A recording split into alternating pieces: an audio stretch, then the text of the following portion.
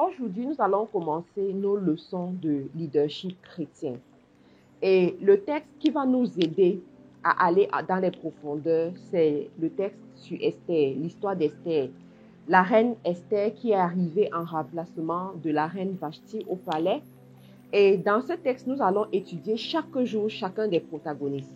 Nous allons étudier Vashti comme une reine insensée qui perd ce qui est à elle et qui ne peut pas retrouver cette chose-là.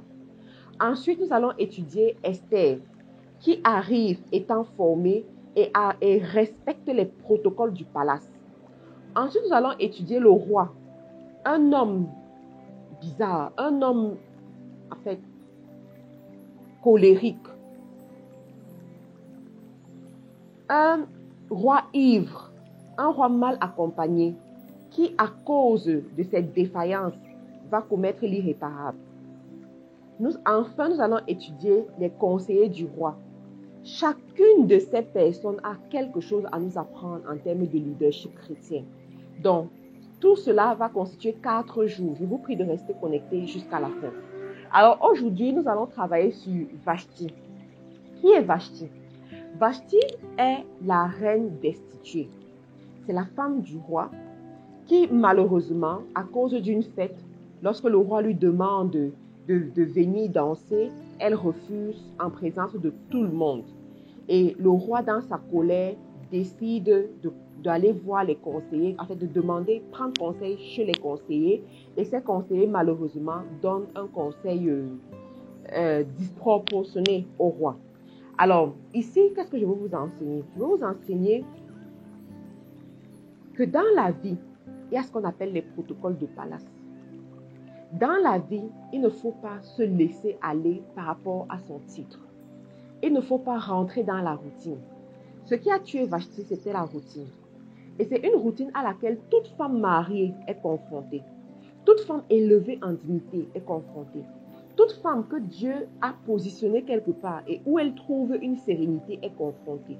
J'ai parlé par exemple des femmes mariées. Ça peut être les femmes élevées en dignité où voilà, vous êtes ministre, président de la République, député, chef de service quelque part, directrice. Voilà, Dieu vous a élevé en dignité. Ou alors vous êtes confortable dans un métier. Vous travaillez quelque part depuis 10 ans. Vous travaillez depuis 5 ans quelque part, depuis 2 ans. Tout le monde vous apprécie. Tout le monde trouve que, voilà, devant vous, on vous apprécie. Et vous vous dites que vous pouvez vous permettre ce que vous voulez. Voici son problème, c'est qu'elle était confortable où elle était. Elle était habituée à se comporter comme ça avec le roi. Je dis ça pourquoi? Parce que pour qu'une femme ait le courage de traiter son mari n'importe comment, en présence d'une tierce personne, il faut que cette femme ait l'habitude de le faire dans le secret. Il faut que ce soit devenu une seconde nature pour cette femme-là.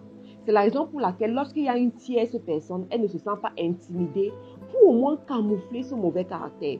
Donc, Vashti était habituée à ridiculiser son mari. Elle était habituée à se moquer de lui, à dire, regarde-toi, tu es ivre, tu ne comprends même pas ce que tu es en train de dire. Tu es là en train de vouloir me déranger, laisse-moi tranquille, je m'en vais à mes occupations. Et il allait peut-être se fâcher et ensuite revenir dire que, oh ma chère Vashti, tu es très belle, oh ma chérie, ok, passons dessus, viens alors et tout ça. Donc, elle était habituée à ça. Et elle faisait ça dans le secret. Il n'y avait personne pour lui dire, Vashti, fais attention, Vashti, ce n'est pas normal, Vashti, honore ton mari, c'est quand même le roi et tout. Donc, développant ce caractère dans le secret, c'est devenu une seconde nature pour elle. La voilà donc en public, devant des tiers, et des tiers qui malheureusement ne l'aiment pas, devant des personnes qui ne vont pas supporter ses erreurs, devant des personnes qui ne vont pas lui donner la possibilité de venir demander pardon, ou bien qui ne vont pas se laisser intimider par sa beauté. Et c'est mal tombé ce jour. Elle s'est mal comportée devant eux et ils ont pris une décision irréversible pour elle. J'aimerais t'enseigner, toi femme. Tu ne sais pas quand est-ce que l'ennemi va se mêler à tes affaires. Tu ne sais pas quand le jour de malchance où l'ennemi va venir transformer la tête de ton mari. J'aimerais parler à ces femmes qui sont tellement à l'aise à mal se comporter dans le secret en face de leur mari.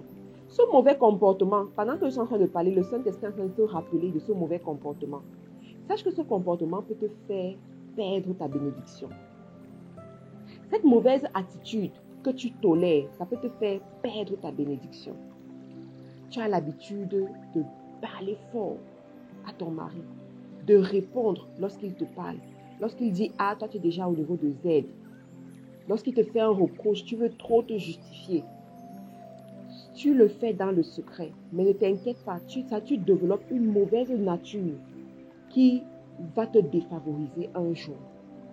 Un jour, tu vas faire ça, ses amis seront là, ses parents seront là, ou bien des gens qui ont de l'influence seront là. Ils vont lui dire que tu as une mauvaise femme. Et ce sera le début de tes malheurs. Tu es dans un poste. Tu es là depuis longtemps. Tu as pris des mauvaises habitudes. Tu réponds mal aux usagers. Tu réponds mal à tes collègues. Tu maltraites les autres parce que personne ne peut te parler. Ne t'inquiète pas, un jour l'ennemi sera sur ton chemin. Tu vas mal te comporter en présence de ceux qui ont le pouvoir, en présence de ceux qui peuvent vraiment influencer les décisions. Et ce sera là le début de tes malheurs. Tu vas dire, mais rappelez-vous des bons services que j'ai rendus. Personne ne sera là parce que l'ennemi t'aura rencontré et tu ne pourras rien faire. On t'a confié une tâche, on t'a confié un travail, mais c'est toi qui passes ton temps à critiquer le travail, à critiquer le poste, à critiquer la tâche, à trouver toujours les défaillances, à trouver que tu n'es pas satisfaite, à trouver tout ce qui n'est pas bon. Ne t'inquiète pas, on va te remplacer. Et c'est à ce moment où tu te rendras compte que, en fait, il y avait des côtés positifs. Et j'aurais pu arranger ces côtés positifs. Je vais t'enseigner par rapport à Esther et tu vas comprendre cette partie que je suis en train de te dire. Vashti était une reine insensée. Elle avait la couronne, elle avait le pouvoir, elle avait l'or, elle avait tout pour être heureuse. Mais malheureusement, elle était insensée. Elle n'a pas su gérer son roi. Elle n'a pas su gérer son royaume et finalement, elle a perdu son royaume. J'aimerais que tu sois enseigné par rapport à la reine Vashti aujourd'hui. Ne considère jamais rien pour acquis. Ne considère jamais que tu es arrivé. Ne considère jamais que tu dépasses d'autres personnes.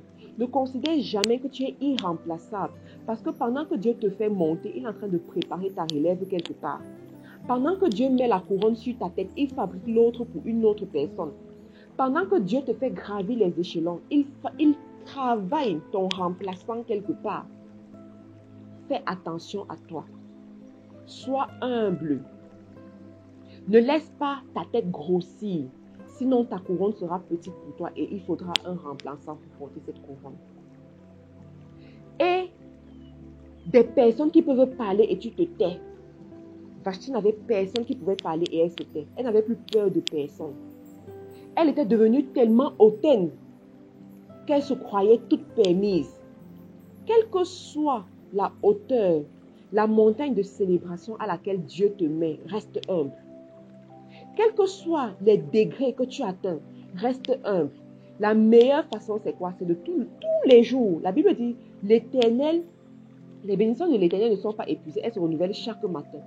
Autant les bénédictions de l'Éternel se renouvellent chaque matin, autant chaque matin, tu dois te rappeler là où l'Éternel t'a pris, là où l'Éternel t'a ramassé, le désert dans lequel il t'a fait sortir, la maison de détresse dans laquelle il t'a fait sortir.